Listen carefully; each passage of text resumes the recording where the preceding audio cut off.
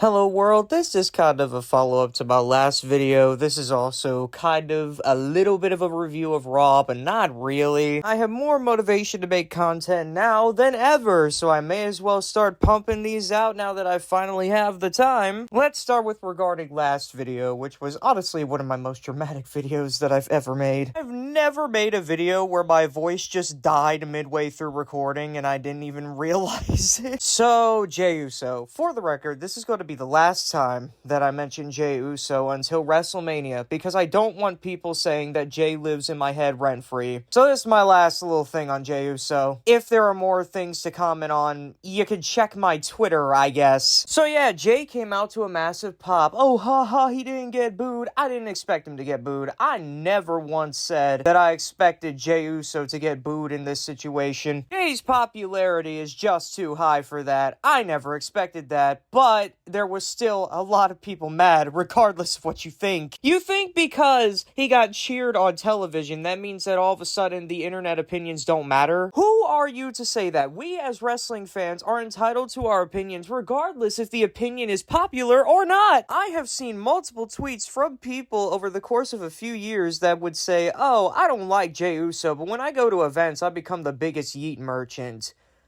Baby faces just tend to have that effect on people. IWC crowds will never actually take over a show. They'll get cold feet and they don't want to be the only one booing in the crowd, so they just go with everyone else. Yes, I called them all soft. Oh, but what about Cody and Rock? Everyone did not like the Cody and Rock thing. They especially didn't like it because they felt lied to because of Cody going into business for himself by going, you, Roman Reigns, you, when he won the Rumble last year. And I don't even know what they were expecting from that Rumble win. I'm not gonna lie. I don't know what they were thinking. That was all just nonsensical. That's why people booed it. Here, there's nothing to really be nonsensical about. So, of course, Jey got cheered. But here is my main concern for all this, and this is why the video is titled WWE Crowds Are Cooked. Jey was cutting a very emotional promo. A very emotional promo where he indirectly said he didn't even want to yeet in it. He was crying, and honestly, good for Jey. If it means a lot to him, that's completely fine. Again, I've emphasized this before, I have no personal issues with Jey. But do the crowds, like the crowds that go to WWE shows, do they care about Jey? Or do they care about saying his funny 2018 word? This is a genuine question that I have, because Jey was cutting an emotional promo where he was tearing up and crying. They wanted to say yeet during it. I'm not even joking. They wanted to say yeet during the man spilling his guts out. Is this not a concern to at least a few of you who are calling this a gotcha? And then Gunther comes out, right? I already have issues with this storyline because they're definitely going to go with the Sammy angle from last year. And if this is how Gunther has to lose the title every single time, what? Not the topic here. Gunther cuts the promo belittling Jey Uso. It is honestly the same thing that I've heard from the past 3 times that these two have had promos against each other. And you know what I heard just for a second? Just a little pip until Gunther adjusted his promo.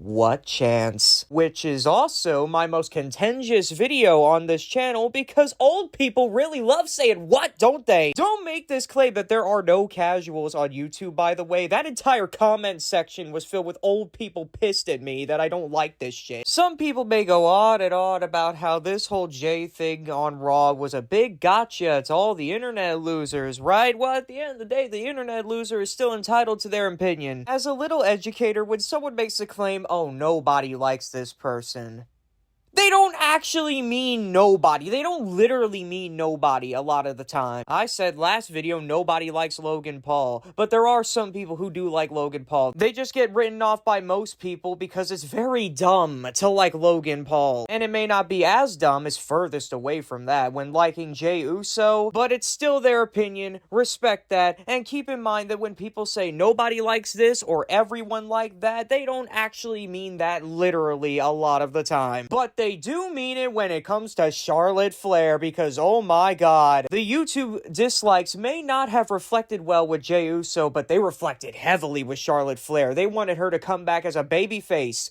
When has that ever worked? And then she got on the mic.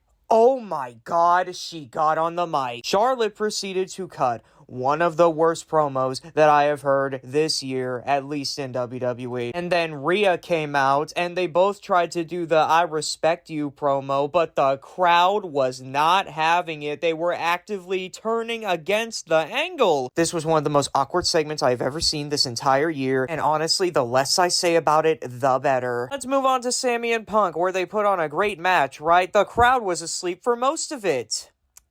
Nice. They all got tired from eating themselves out. Are we sure this isn't an issue? And they only really cared when the ending happened, which, spoiler alert, Kevin Owens attacked Sami Zayn and hit him with a package pile driver. I saw a tweet. They said that if this was in anywhere else but Cleveland, that more people would care about Sami.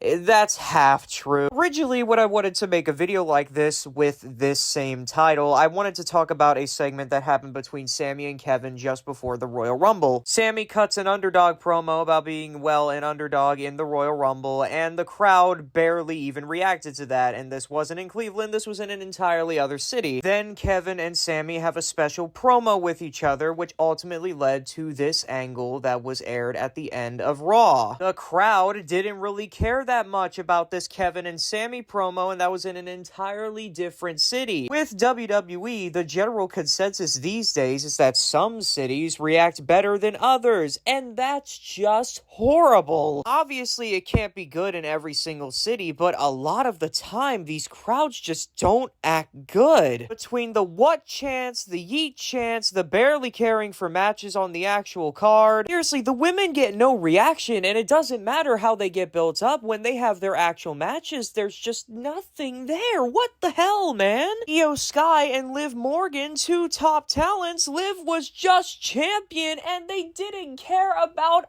either of them. What? How? Do you see what I mean now? Something has to change, man. I don't know what it is, but this just isn't good for the business or for my entertainment when watching every single week. Like, this isn't good no matter how you slice it. I don't know if WWE has to go to better cities or whatever, but oh Lord. I'm just kind of upset that these crowds are so bad, and no one really wants to talk about it for whatever reason, so I figured I'd talk about it. That's gonna do it for today's video. I'll catch you in the next one. Peace.